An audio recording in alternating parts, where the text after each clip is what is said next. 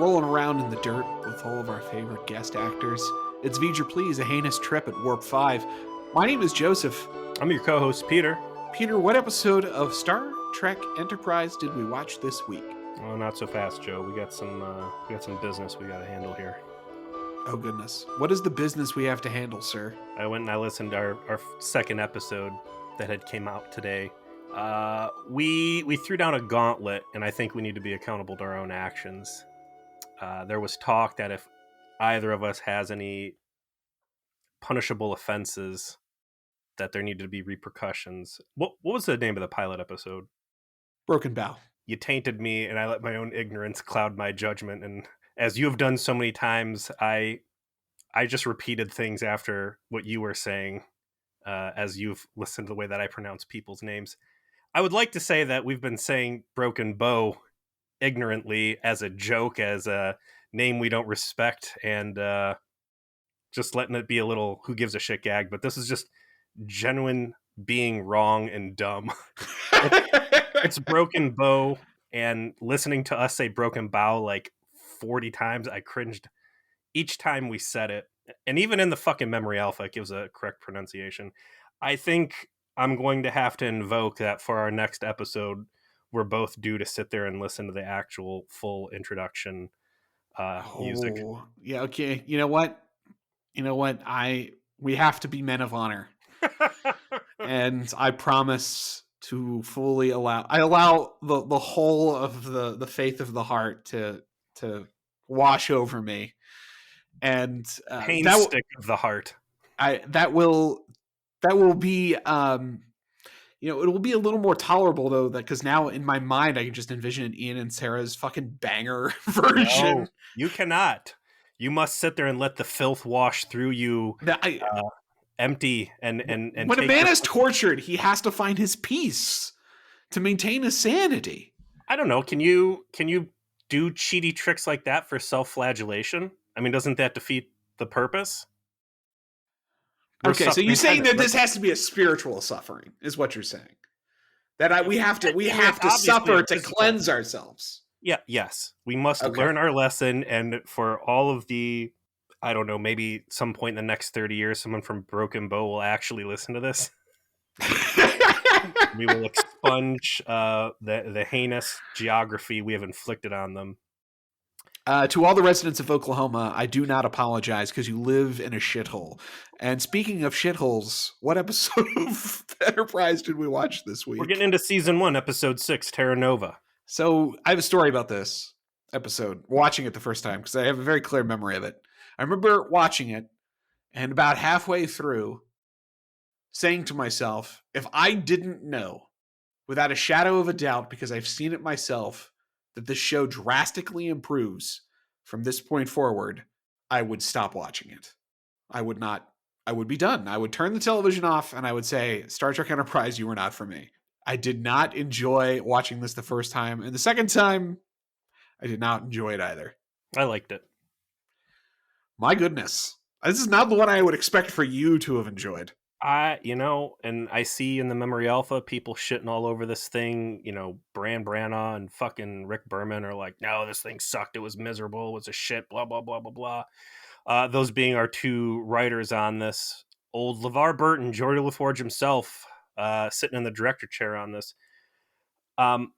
It's certainly not stellar, and there's some eye-rolly whatever moments, but I think overall, it is a good exploration story. And I mean, obviously this is Roanoke in space, right? The lost English colony of Roanoke, whatever happened, this not murder mystery, but this ghost town mystery, right? Yeah. And the premise of it has some interesting meat on the bones. And as I mentioned to you before, the worst episodes of Enterprise to me are still much better than some of the low that we encountered on Voyager. I didn't enjoy it. I thought it was boring. I thought it just dwelt way too long in the Novans, as we'll become to know them, dwelling in literal dirt. It's just the least important and interesting part of it. Like, we get that pretty well established right away, and they just don't have anything else interesting to do in this episode, so they just kind of dwell on it a little bit, and it's just like, really? Okay. Boring. It's boring. I think that's its worst crime. It is not unwatchably bad. It is not like cringe. It is not some extra level of terrible. It's just not great. It is boring, and I think that's something that I like about it. It's low stakes ultimately. It's a good chance to do a little bit of character exploration. They're not trying to put the biggest stakes on the table, and I can appreciate that. And they're playing with concepts that I've seen before, and they've resonated well. We jump back to season 7 of Voyager. It was Friendship 1, right? Right. Which I loved. That was one of my favorite Star Trek Voyager episodes. And maybe it's because that episode resonated so well that the shades of it that I picked up in here gave it maybe an unfair boost. But Earth having to go back and fix a problem that it created. You got some lamplight from Fallout 3. Correct. That's the one with the kids, yeah. And that's exactly what this is. It's all the adults are dead and the kids got to fend for themselves, and they grow up in this. I mean, this isn't Lord of the Flies, but you got this warped upbringing going on here. And yeah, there's a bunch of crap that I'm looking forward to spitting on with you, but overall it's a good Starfleet story, and I don't know how many times they would be able to play this card about lost colonies and Earth's early attempts at colonization and failures with it. But that's something that I think that Enterprise, the USS Enterprise, genuinely should have focused on. Is this the USS Enterprise? No, it's just Enterprise. What is it's USS? It's the NX-01. It's its registry number. But USS doesn't exist as a prefix on vessels yet. Correct. That will not exist because that's a United Starship. That is a designation given to Federation vessels. Gotcha. Well, anyways, it is something good for the brand new shiny Earth spaceship to do, is go out and check on this big mystery everybody's always wondered about. So Terra Nova is the first human colony, right? And this is what the intro of the episode is going to be, is laying the groundwork for what is Terra Nova. Specifically, it's the first what they would call deep space colony. So what Archer relates in the teaser is, or actually I think in Act 1, is Earth, after it shook off all of the atomic dust thanks to their Vulcan friends, started a colony on the moon, New Berlin, which we've heard referenced before. Have we? Yes, that got referenced in First Contact. You can Lake Armstrong. You can see New Berlin. There's 300 million people living on the moon. And so they were fascinated by looking at a moon with no one on it. Utopia Planitia colony on Mars, very, very well established. And then some asteroid colonies, but they wanted to go deep into space. And there was a M-class planet about was it, I think 9 years away. 9 years away. So like 10-ish light years away.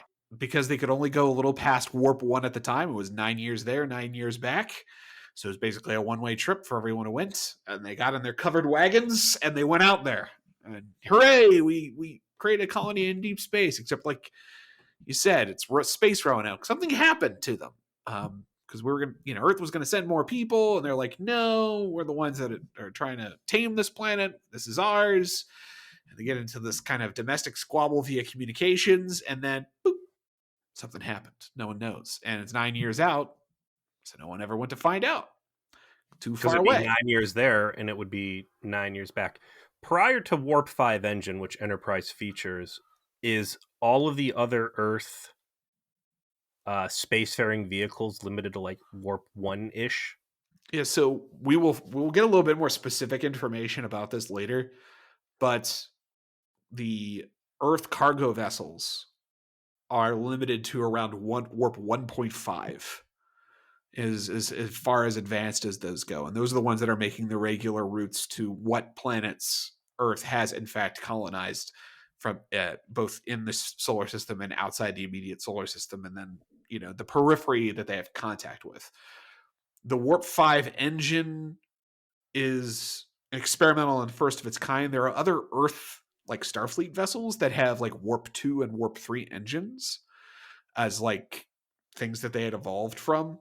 but they were still they didn't have many of them, so they didn't send them out for exploration. They were entirely for I'm defense. very interested by this boomer concept as presented by Enterprise. Boomer, of course, being the space-faring, space-living elements of the human population that's gone off planet. The idea that there's this, well, first of all, again, we're continuing to paint the picture of what is Earth at this point. Is money still a thing? Money is not a thing, I don't think. So we're living in a post-scarcity society now. Let me take that back a little bit.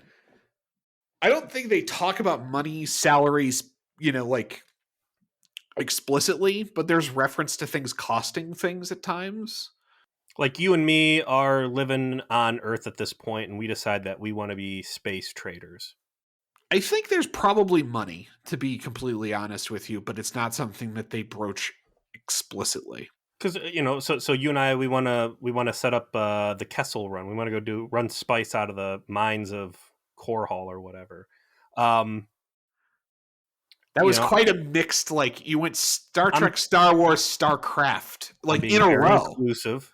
That's good. Thank you. This is a very rich fantasy I'm weaving here. But how are we getting a spaceship? Do you take a loan out from the bank and you're buying parts off worlders? Like, I'm curious, how are these vessels getting into space outside of Starfleet's authority, or are these vehicles, are these spacecraft that the government of Earth has commissioned and put in there for the good of Earth to get us included in intergalactic trade? Like, these might be questions that are too deep for superficial Berman era stuff. I think that's the answer, to be honest. It's just they never explicitly say one way or another, which is why I was inclined to say that there isn't money.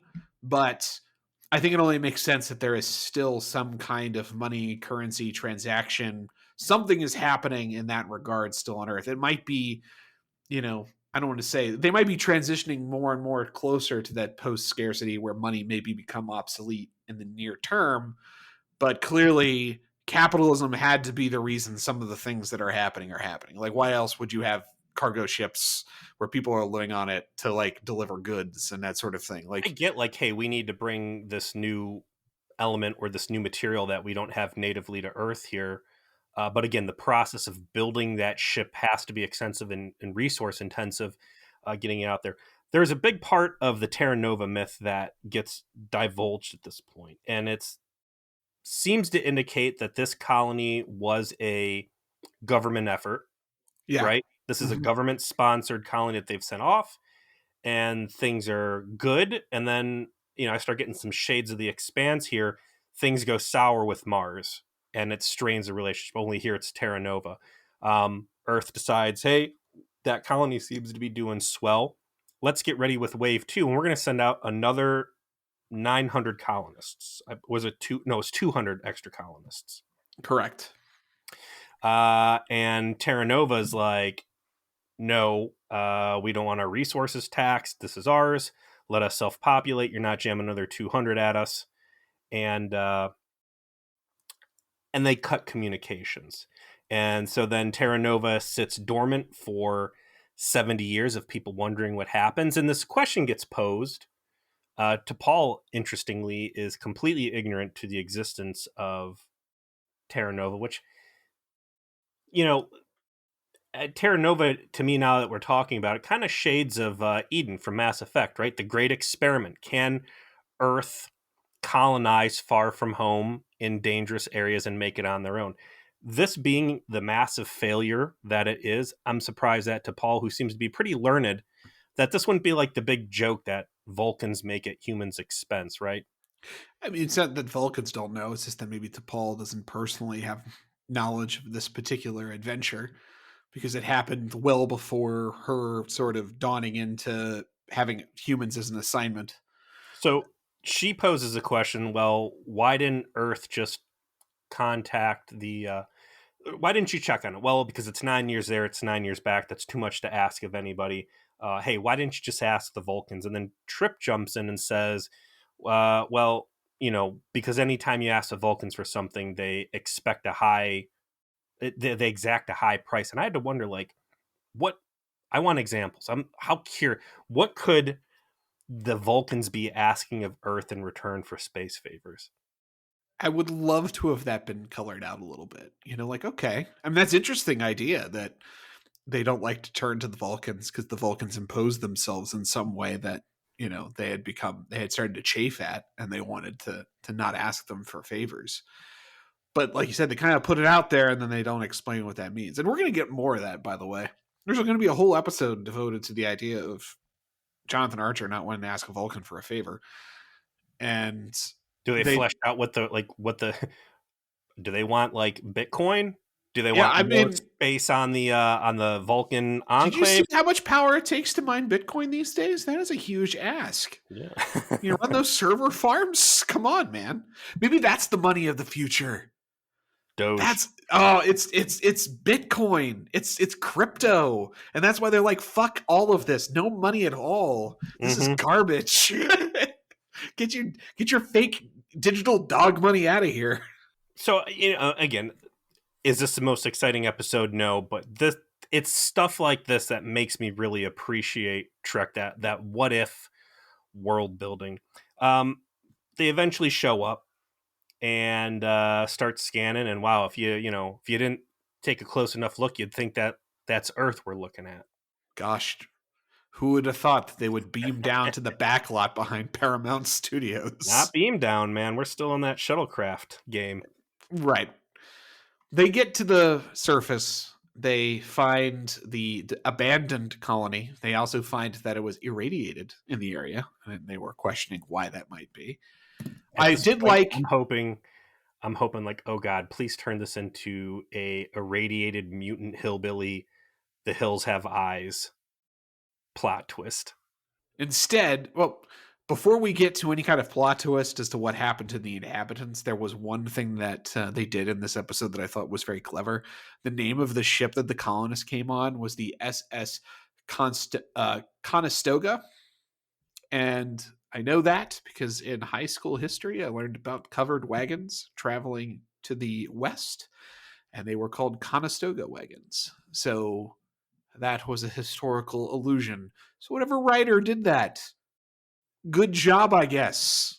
I don't know if that was Rick Berman, but nice little reference, right? Very cute. Some of those things they didn't really call out and pay big attention to, but you see it on the bulkhead. He's like, yeah, no, that was the brand name of all the wagons. That's cool. So watching Starfleet roll around and inspect the remains of the old colony, they got pretty small, sexy little tricorders there for being pre-TOS. I don't think that they're sophisticated, like, because T'Pol brought her own tricorder, and it's like fancy Vulcan technology, and it's way better than the Starfleet ones. Mm-hmm. But I do like that they're like more like metal, angular. They have that sort of more analog feel, but they are small. Yeah. They are smaller than the giant flip open 24th century one, but that's because that prop was invented in the 80s, and these props were invented in the 2000s. We get some cool background on the colony because T'Pol's like, why didn't they just beam out of here? Why didn't they just come back? If something was posing a radiation hazard, why not dip? And Archer's like, well, you'll notice that all these buildings seem to be built out of bulkhead. Much like the Talaxians, they decided to roll into their farthest truck stop outpost that humanity was going to create, cannibalize the ship, and build houses out of what used to be the warp nacelles. And now they're stuck here. It was a one-way ticket.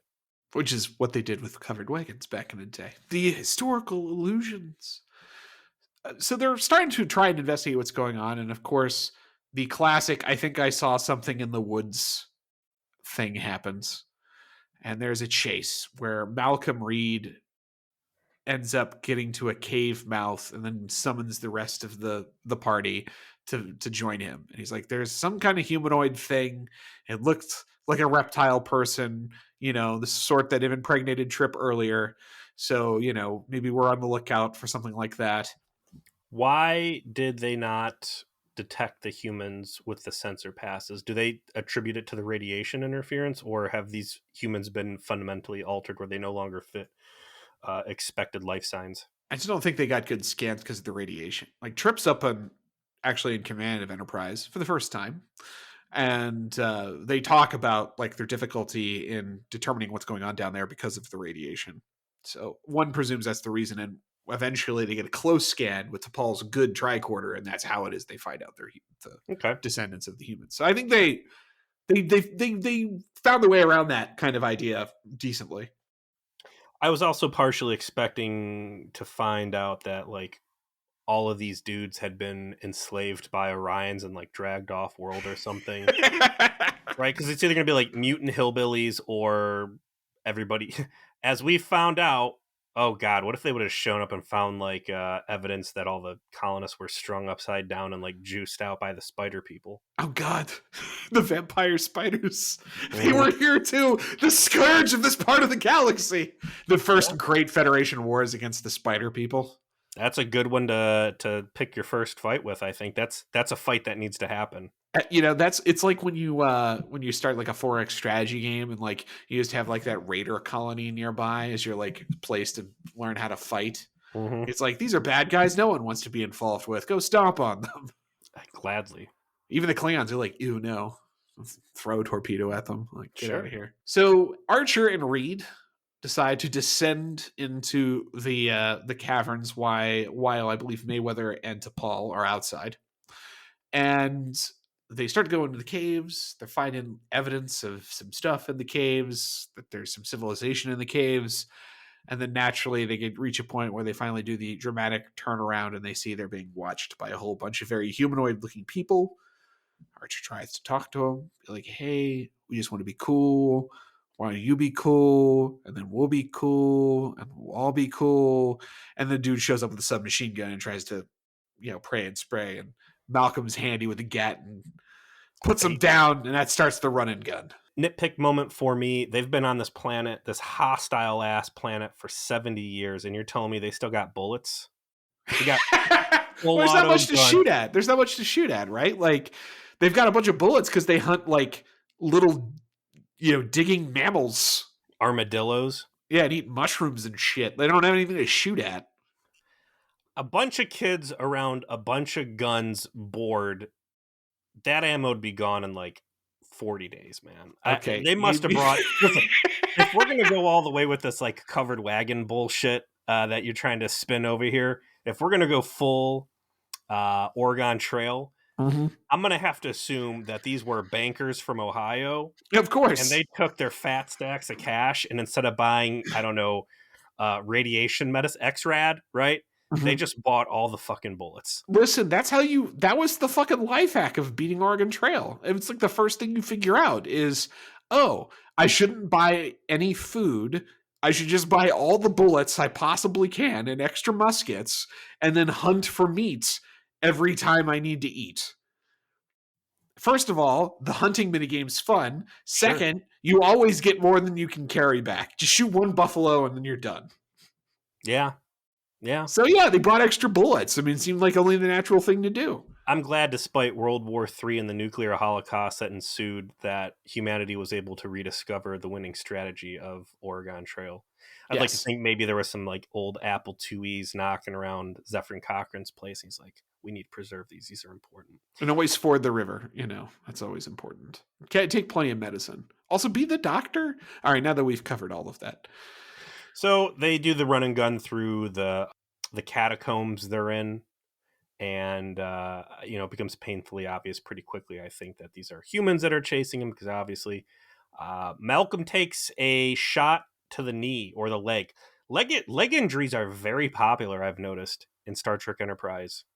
Well, they're easy to do, and in terms of like makeup, because you don't have to do anything to the leg, they just have to limp a little bit, so it's much easier. Second, it allows you to have the immobilized storyline, the shot in the leg, so you can't do it. And 30, he used to be an adventurer until he took his bullet to the knee. I used to be a city guard until I took a bullet to the knee. So down he goes, and Archer, I think, very unheroically leaves him very far behind. There's no covering fire or anything. It's the stupid sequences. He gets shot, and he's like, "Oh, Malcolm," and he's like, "Don't worry, I'm fine." And he's like, "Oh, okay," and he keeps going, and then he's immediately beset by cave people, and he's like, amazed that, this man he just watched get shot got overtaken immediately after he turned his back. Like, Archer, you got to work on your away team leadership skills. This You is gotta work on your away team everything. You've got 2 shuttle pods. That's your way down, right? Mhm. And then the transporter that's there to move like water filters and granola bars, not people. But you got 2 shuttles. You get down to this big mystery planet. The scanners didn't find anybody. You see somebody. Like, quit being this fucking dog chasing after the first tennis ball you see. Be like, you know what? We've gotten jumped and fucked up a few times now. Send down some security dudes. How many people are on the ship? 180, you said? No, 86. I don't know, man. Like, make some room, start hot bunking, and get some Marines or some like soldier dudes. Funny you should mention that. Because when And you I get will leave it at that for now.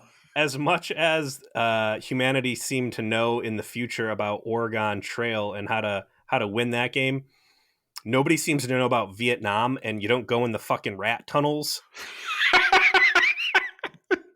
Or maybe Malcolm doesn't because he's like British and that's not a big part of their I don't know, but like their willingness to start crawling through the dirt, like let's take a chill pill. Let's call some red shirts down, and instead of you and me going into the fucking under earth or whatever. But no, yeah, they go digging around in the dirt. They're getting shot. Archer leaves him behind. He looks back in. Surprise, Malcolm's gone. Oh gosh, darn it. Meanwhile, one of them tries to like beat up on Mayweather, and that allows T'Pol to not only shoot him but scan him. And they decide to beat feet and literally just leave the planet with Malcolm Reed still somewhere in the caves, hopefully not being eaten by cannibals. So much for Leave No Man Behind. Yeah, leave that I guy. would remember this. I would remember this moment for a long time if I was Malcolm Reed. Like you have no data on what's going on here, and you just leave the guy behind, be obviously consumed by these animals. And when they're in the shuttle pod leaving, that's when T'Pol's like, "Yeah, those are humans. Those are the descendants of the colonists. We got problems." They get back up to the ship. Archer looks exhausted. He calls Phlox to join them, and they talk through the situation, which is what is going on here. Well, these are clearly the descendants of the colonists. Can be no one else. There's no other humans out here. So something happened to this colony. Something caused everything to be irradiated. They had to go underground. And because of you guys walking around down there, we got a good sense of their tunnels. We know they've got wells that they've dug for water. And Phlox is like, yeah, you could survive in tunnels. So, civilizations have done that throughout history. Like you subsume on the flora and fauna within, and you make it. And they start to hatch a plan of trying to save Reed because they know he's still alive, evidently, because he's got his communicator. And they're like, let's go in with a whole bunch of photon grenades and just fucking take these people out. And Archer's like, no, we were sent out here to like make first contact with aliens. If I can't solve a problem with a bunch of cave dwelling primitive humans, I have no business being a Starfleet captain. Let's actually problem solve, and elects to take himself and Phlox alone back to the surface. He gets real bent out of shape, and I don't know if it's self-doubt that they're trying to relay here, but it's clearly frustration. And where I thought he was being petulant and stupid with the what was the space spider juice bag episode? Fight or flight, yeah. Fight or flight, yeah. Here, I think it's all completely warranted. This is a big deal. Colony flop to Earth. There's a lot riding on it. It's Earth failing its colony. At this point, he still doesn't understand exactly what happened, but there was conflict between Earth wanting to send colonists out and the colony getting bent out of shape. So I like that he's taken this one real personal. So he and Phlox go down to the surface. He immediately gives himself up to the submachine gun toting cave people, along with Phlox. And this, by the way, is where Phlox's characterization, this episode dials that in better.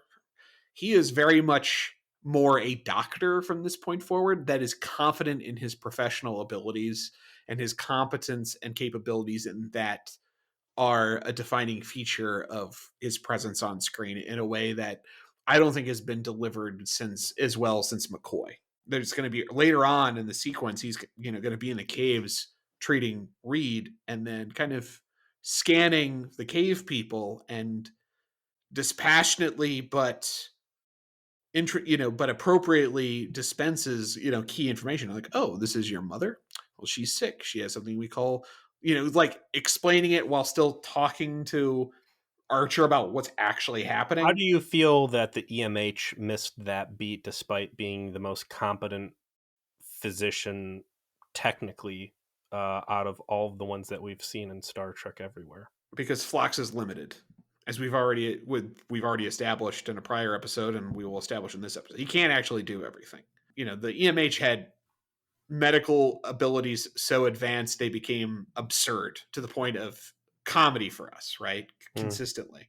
Post-mortem revival techniques, but also like a million other things where he would just invent the perfect cure to whatever was happening. Whereas Phlox, he is working with the limited means of his time period and the limited means of the starship that he's on. And so there are problems that he can't solve at all, right? And he has to also explain what's going on to an audience of people who don't know what's going on. And I think that was all just much better captured as a real medical thing rather than sort of just space fantasy science as it was in Enterprise and A more grounded Voyager. experience. Yeah, it's more grounded. Like, goes right back to the premiere when he's doing an autopsy by actually having the guy open and digging around in his chest cavity, which they would never have done in TNG or Voyager or DS9 because they'd had like some bullshit like black thing over him, and he would like tapping on a little keyboard and be like, "Whoa, take a look in here." No, Phlox has metal things, and he's digging around in someone's chest cavity, pulling out the liver, and being like, "This is fucked up." And I just think that's just he is not only is that approach better for your medical officer, but he seems better at playing what a doctor would be like in how he talks about things without like a ton of emotional attachment to it. Are there other medical support staff? Because for him to be the doctor means the head doctor means that whoever the initial pick by Archer was bumped out of the role. Are there nurses or anybody else, or is this just one doctor to service an entire ship out in space? One doctor, and Cutler is set up as the backup with The medical. entomologist? Yes, like that. Cutler is set up to be the Tom Paris. Like, she has advanced medical training, but isn't officially like a medical physician. Do they swap her out for someone else and she dies IRL after season 1? I don't remember off the top of my head. I think they do. I think that eventually there is some discussion of there being like additional supplementary medical staff on the ship, particularly going into season 3. There's a lot that they like add on to the ship at that point. Um, so I suppose we'll get to that. But yeah, and this season they set up Cutler specifically to be like the doctor's second in command. So they go down, they get captured, and Archer wants to diplomacy his way through this. And this is where we're going to meet the leader guy, who is in character named, I don't know, Jamin. Yeah, Jamin. But he's more interestingly played by a very much of that guy who is Eric Avari. Who's from India. I figured he was going to be something more Middle Eastern, but this is that guy of that guy when you need something vaguely native, tribal, whatever. I instantly recognize him always as like the good leader guy from Stargate. I remember him from the first Mummy movie because he was the head of the archaeological history museum in Cairo. He was Evie's boss and that, and he was secretly part of like the team of people who was trying to prevent anyone from ever finding the mummy.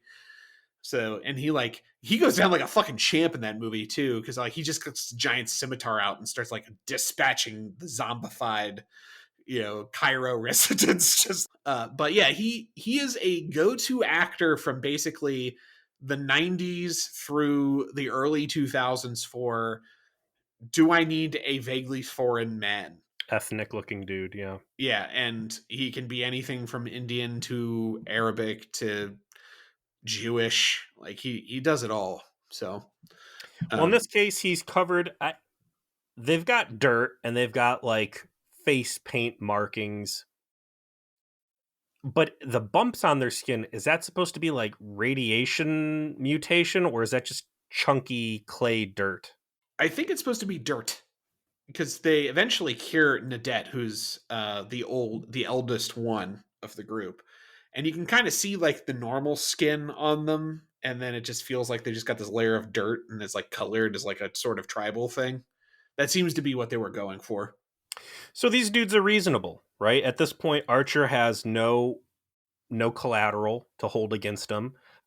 They've been sitting on Malcolm fine for a while, even though Archer shot, or I guess Malcolm shot first. But the Although I guy came out to shoot them, so like it was one of true, those. The guy had the gat coming towards, it's like it was a justified shoot, as we would say in American parlance.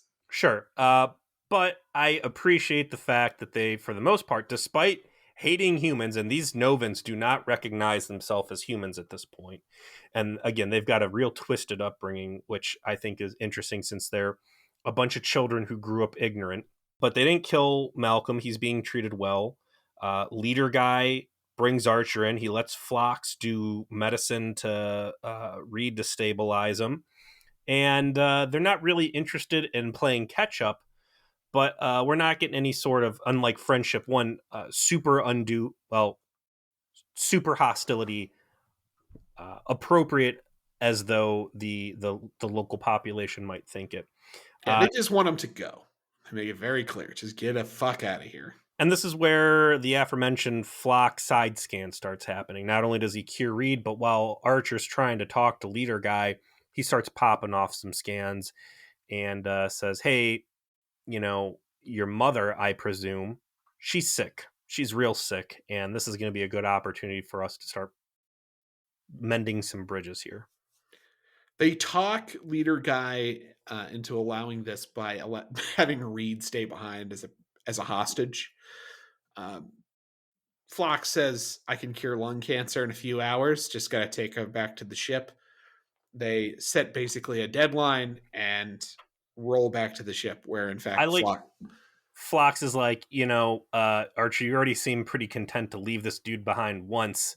He's fine to be left behind again. And then Archer's like, no. And Ree kind of steps up to the plate and is like, yeah, no, this is more important than me. I'm fine down here, Cap. Go deal with this. Yeah, Phlox immediately was like, no, he can stay. I've stabilized him. It's fine. That bullet will come out eventually. Mm-hmm. I know my medical science. It's okay. I've seen videos on YouTube. The body will just reject it and he can pick it out of his skin like a big nasty pimple. It'll be real cool. I like Archer playing on Leader Guy's heartstrings because it's his mom who's sick, so he agrees, and they get in the shuttle pod and they go back up to the magic ship. Really, really bad CG zoom as they're going back on the shuttle pods. Because instead of doing like an actual new shot of them getting closer, they just take a static shot of the NX-01 and then just zoom it in. It's very noticeably bad. Trying to save some money, I understand, but please no. They get there and they put Nadette into the MRI machine, essentially, and check on where her cancer is. And it's quite advanced, stage 4, going everywhere. It doesn't matter. I can still cure it. And while this is happening, Archer is trying to connect, trying to show, hey, here's photos of the colony, and trying to really like convince them that they're the descendants of the colonists, that they're humans, not a separate species, while also trying to figure out what happened, right? Like hearing from them about how it is this all occurred, that they're living in these caves and everything's irradiated. There's still a mystery that hasn't been solved. A couple things we need to also establish here. I don't know if we should even bother wasting the breath to say it, but the planet looks like Southern California. I mean, it literally is the backlot, right? Like the little paved road, and it's like they just went out back and shot there. Throw up some shanty town that costs $15 and you're good to go on that. These dudes are covered in caked mud, whatever. They have, and I will call it the worst part of the episode. Speaking clean English is for nerds. We got to show that these Novans, they're different. These guys come from a different cloth. I thought for sure, by the way, this was going to be the reason you hated the episode because of how much you've hated this trope in the past. The fucking Kashar jungle fighters out of, what was it? Nemesis. Nemesis, that fucking episode of Voyager.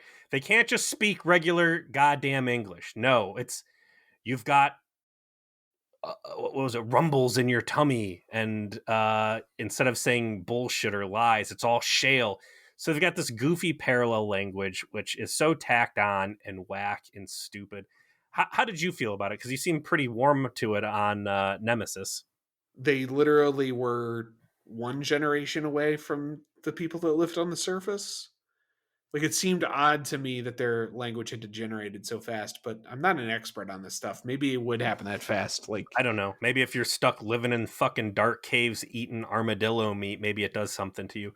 maybe, like, I guess, like, 70 years is a long time, and the leader guy's generation would have been entirely raised in that environment. True. So Because maybe it would be like that. so we'll later find out that the mom was not part of the initial crew manifest of Terra Nova. But was she born on the ship or was she born on the surface? They suspect that she was born on the ship based on her age. And again, I like stuff like that too. It's not a generational ship per se, but you know, the idea of procreating and keeping things moving forward, which is something we barely saw out of Voyager, minus Tom and She Who Shall Not Be Named, Naomi Wildman. Very happy she's not in this, by the way. But she remembers a little bit, but it's clear she does not want to remember, and is quick to follow her son's advice to just dismiss this all off as quote unquote shale. Archer gets frustrated and leaves, but there is a opening in that Hoshi and T'Pol have put together the last transmission that the colony attempted to send. So communication was cut off abruptly. No one knows what happened. There were some angry exchanges, but there wasn't any clarity as to what actually happened. Well, it turns out that the colony thought that they had been attacked by the message that was sent but never received because of the debris cloud that occurred due to an asteroid strike. So the sequence of events was apparently that a giant asteroid did some like dino killing bullshit because it was filled with a radioactive material that when it impacted and broke apart coated the northern hemisphere with this radiation cloud that essentially was killing anyone above the age of 5 that was in the colony. So exact order of events here is Earth says we're going to send out more colonists. Terra Nova says no, fuck that. We're real hot about this. Don't you fucking dare. Asteroid hits. Colony thinks that Earth has attacked it in retribution. They send out a message saying, hey, you know, we know that we were coarse last message, but this is uncalled for. You're killing the kids. We're all dying. This is chemical warfare. This is bullshit. That gets trapped in the buffer because of the aforementioned atmospheric interference. And the humans, the adults, die off quickly because they're not equipped to deal with the radiation as well as the children are. But it's enough for them to impress on the kids that Earth did this to us. Humans are the enemy. Maybe some of the adults end up living, but the majority die off. And at this point, it's kids going into the subterranean lifestyle. It's during this portion of the show that does subspace communication exist yet? Part of the plot of the show is them setting up the first subspace communication network. So Archer's lack of communication with Starfleet is not them being cheeky or him being negligent. They simply do not have a way to contact. Well, there has to be. I mean, if Terra Nova was speaking to Earth, unless it was like a long, not real time communication, at least there's no way for him to be like, "Hey, Forrest or Admiral Forrest, here's a conundrum we have here. What's guidance?" Yeah, the messages they're able to send are on a delay. Okay, I buy it. And they're setting up buoys. There'll actually be a whole episode about this, about them setting up buoys so that like future ships could actually communicate with Earth and each other. I like it. He goes back in and says, "Hey, listen, I found some stuff we need to talk about, and it's going to shape what the decisions you guys need to make as a colony are." But there's also kind of a sword of Damocles that's going to be thrown into the mix here, as it were. Yeah, so Phlox lets Archer know, hey, come talk to me, and says, I cured the cancer. That was the easy part. Unfortunately, I found out that they got a bigger problem, and that is they have microcellular decay associated with their endocrine system that probably comes from their water being contaminated. And he says quite clearly, I do not have the capacity to treat this. I cannot fix this problem. You have to just convince them to move away from the radiation, which, by the way, they can do. The southern half of the planet is not irradiated, and the northern half will remain irradiated for another 10 years. So Well, that's we don't really find out about the southern part of the planet as being a viable thing. Right now, the game plan is basically you guys need to come back to Earth. That's true. The southern half thing doesn't get brought up until this discussion happens, because they initially want to bring everybody off and take them back to Earth. They try to convince the leader guy and his mom of that. They reject it, and that is when T'Pol takes them aside and be like, "Do you think you're going to take them to Earth and teach them how to read and write and do arithmetic and be good citizens?" So a lot of stuff happens real quick here. During this conversation that Archer's having, he starts flashing pictures trying to jog their memory. I swear to God, the one guy's the dude who plays Odo, Renee Abenjeros, yeah. I put that up in the trauma support group, that screenshot there. It does look like him. I saw no verification in the memory alpha, but it does look like him. Already super anemic. The dumb shit that they focus on, these production notes, like the lady had to be picked up from her house, and so did T'Pol. Just who gives a fuck? There's no real behind the scenes interesting stuff in terms of story other than Bran and Berman shitting on this thing. I like that there's no security on hand to kind of keep an eye on these people. And then Archer has this dilemma, as you just mentioned. I think it's ludicrous that he summons T'Pol to go off to his quarters or the ready room or wherever they're talking about this, for him to hash out this moral dilemma. Why is this not Trip? They're humans. This is a heart and humanity issue. Why are you bringing in this cold ass Vulcan who you've already rejected her advice and her outlook on things many times, but this is who he has this scene with, and she's like, don't give him an option.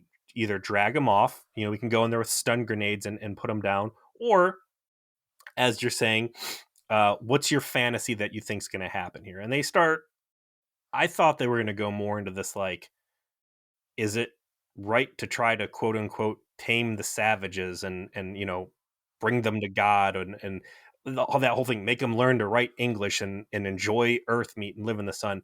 I'm glad they didn't go deeper into that than they did, but it was more of a practical argument. It was the Vulcan argument you expect to say, listen, let's look at this rationally. This is the best they can hope for. This is the best life they can hope for, is what they're doing right now. You take them from this place, you try to force them into Earth society, they're gonna mentally collapse. That's the bottom line. You're better off leaving them here. She's not wrong.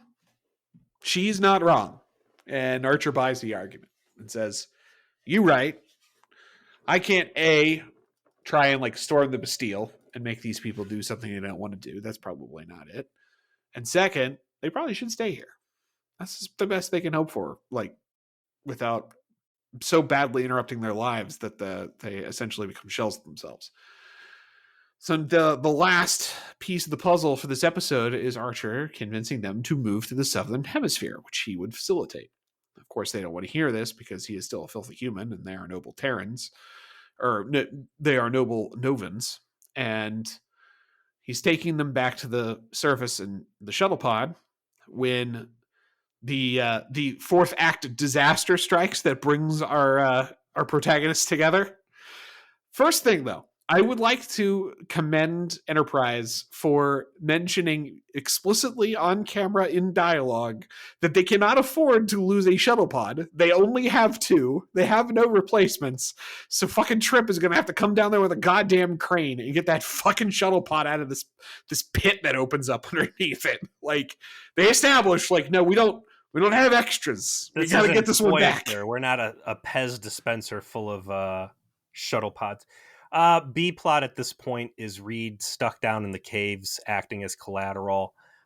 There's a little exchange between him and his guard, who goes from pointing a gun with infinite bullets at him, which Reed's like, oh, that's one of the old Mark 3s, or was it 4s or whatever. The guy going from pointing a gun to him being like, uh-oh, it's 4 o'clock, time to lay down my gun so I can start playing my bone flute. Gets a little concert. There is no explanation as to why. It's just there to pad the fucking runtime. I think it's there to show that even though these guys are just savages living in tunnels at this point, like, they still have culture and there's still something human there to make them more relatable. It's a sad story, and maybe that's something that works to me too, is that all these kids are robbed of their parents. They feel that they've been basically nuked by Earth, this feeling of abandonment, how scary and miserable it would be. 9 years away, no help to come out. Even the dude on the fucking transmissions, like, listen, we surrender, please don't, you're killing the kids, please, we need help, send the Vulcans out. And that was powerful there, because, you know, it had been offered up as an alternative early, but stingy ass Earth doesn't want to get deeper into debt with the old Vulcans. We go through some paint by numbers. All right, we got to get out. We're gonna go through.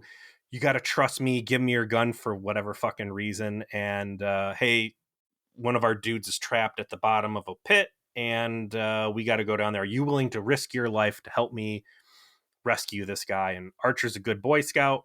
They get down there. The tree's stuck on top of them. Instead of Archer just being like, beam this goddamn tree out, he's like, give me my lightsaber gun. We're going to cut this thing off.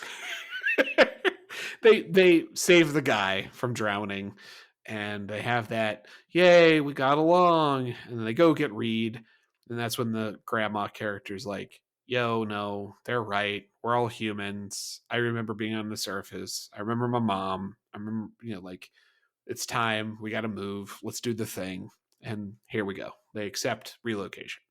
And the episode wraps with them kind of like, Mayweather is like a fanboy of the Terra Nova thing, and it's mentioned a few times. And he gets to have dinner with the captain, then Trip into Paul to wrap this discussion up. I like real quick that, and this was established earlier, but like, this Terra Nova thing was a real big fucking deal to the Boomer guys.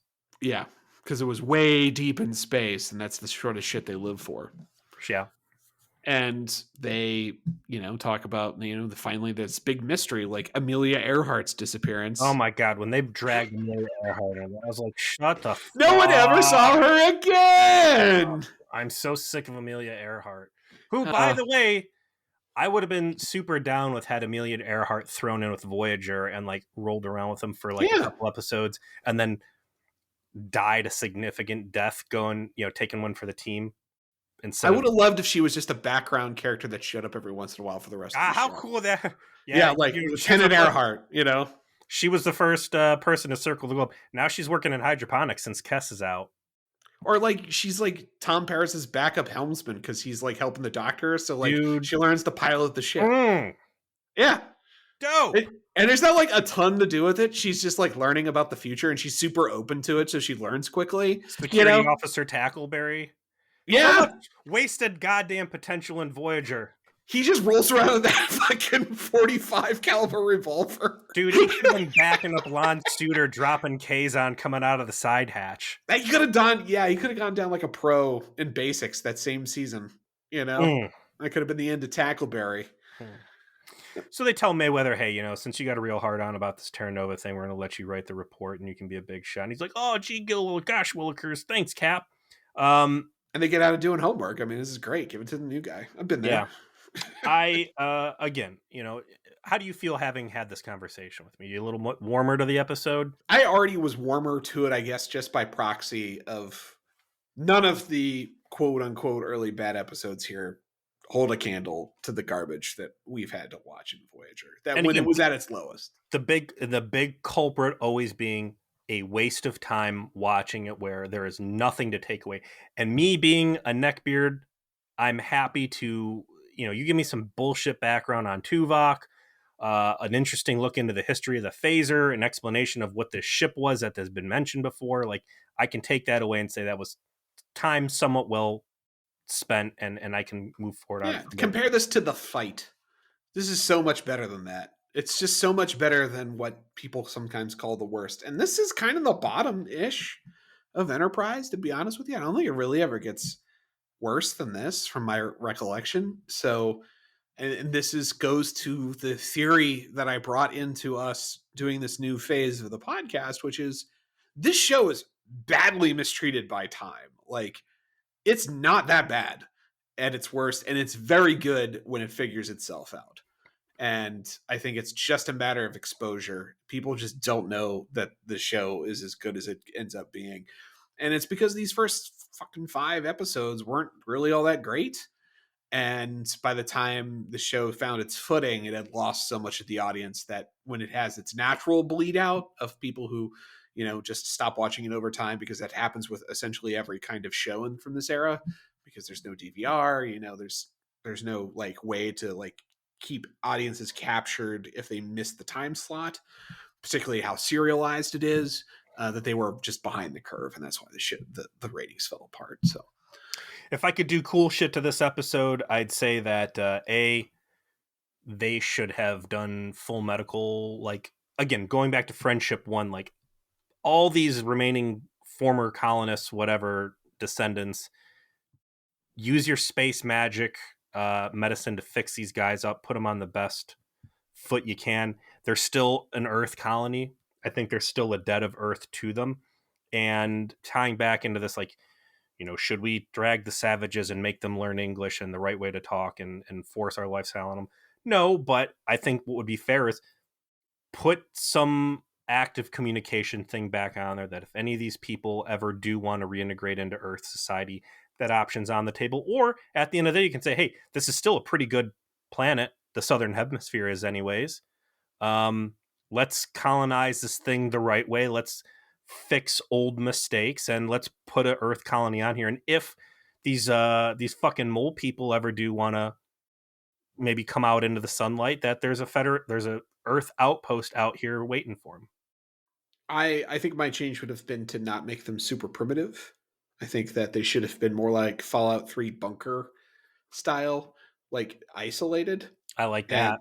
and it's all about trying. I mean, the diplomacy angle still needs to be the focus of the episode, but so much of where this drags and is boring as fuck is just like them having to try and communicate in their crappy little language and spending way too much time on just dirtily shit that doesn't matter. And instead make it about trying to communicate with these people who have this real beef, that there's a reason why they feel like they have the beef, like build a cause for the calamity that feels more like maybe there was an attack, maybe someone else attacked and they associated it with Earth, could have been like Nausicaans or something, before they knew what Nausicaans were.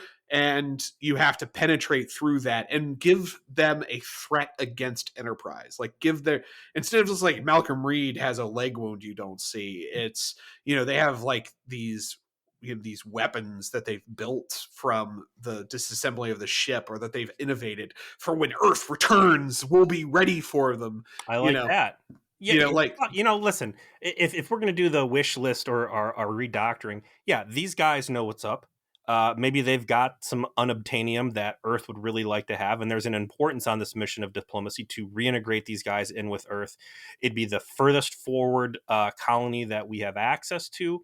And yeah, they've got space guns that actually work. They've been fighting off other raiders because they've grown up in the wartime thing.